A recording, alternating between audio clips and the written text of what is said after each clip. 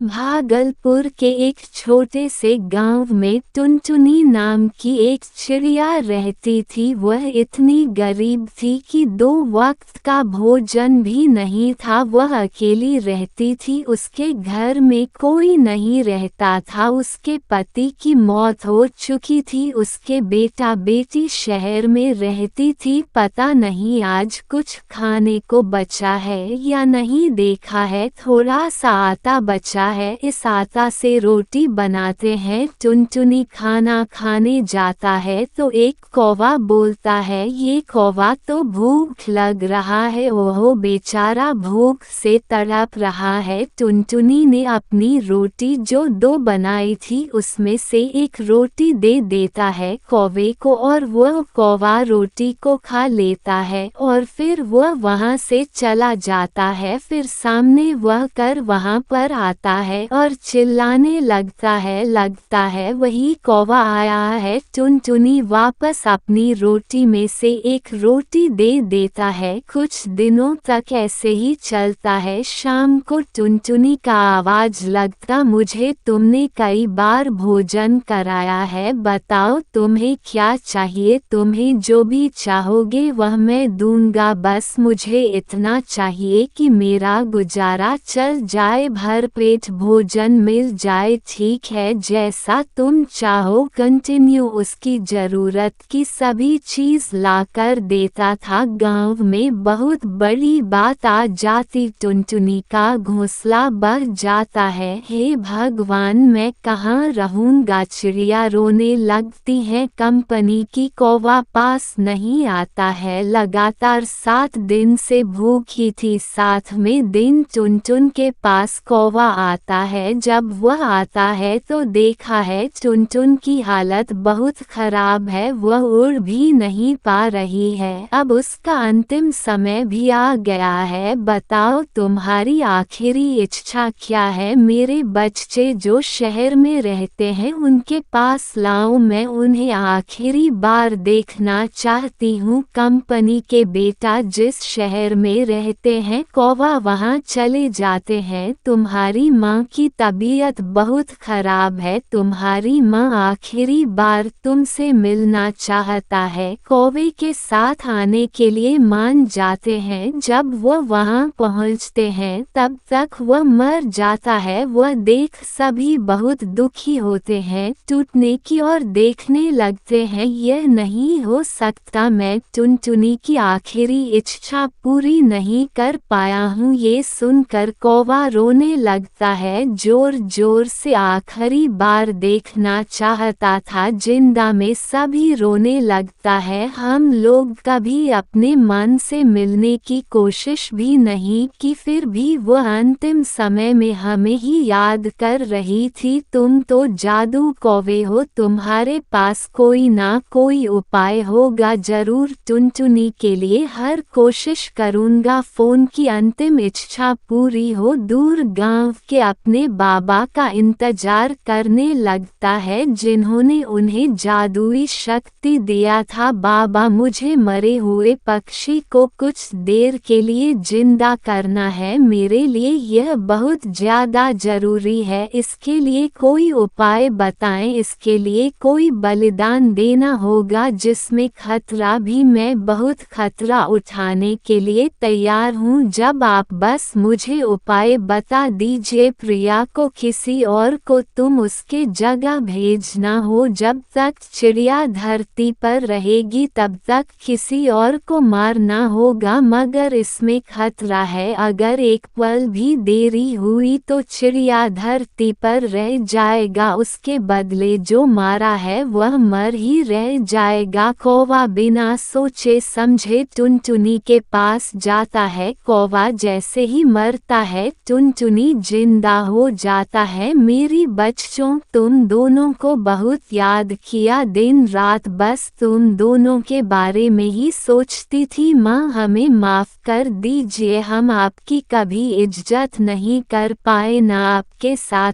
कभी वक्त बिता पाए। मैं तुम दोनों से बिल्कुल नाराज नहीं हूँ। कितने समय का पता ही नहीं चलता है और 1 घंटा होने वाला होता है, मगर मैं यहाँ क्या कैसे आई? मैं तो मर गई थी ना। हमें आपके पास लाया, 1 घंटे के लिए वह जान दे दी हमारे पास आ सके और हम आपसे मिल सके। आखिर उसकी वजह से ही मेरा अंतिम इच्छा पूरी हो गई है। बच्चों, तुम लोग दुखी मत हो, आखिरी बार मिल लिया हूँ, मुझे मेरे लिए काफ़ी है। मुझे मत रोको, मुझे जाना होगा अपनी जगह। उसकी जान वापस लाना चाहता है मगर ऐसा कुछ नहीं हो पाता है। तब तक देर हो गई थी बहुत। भगवान, यह मैंने क्या कर दिया? मैं अपनी वजह से कौवे की जान ले ली। मुझे वापस उसे लाना ही होगा। बच्चों, तब तक बहुत देर हो चुकी थी। चिड़िया का एहसान कौवा जान देकर चुकाया ताकि एक माँ अपने बच्चों से मिल सके। थैंक यू, धन्यवाद।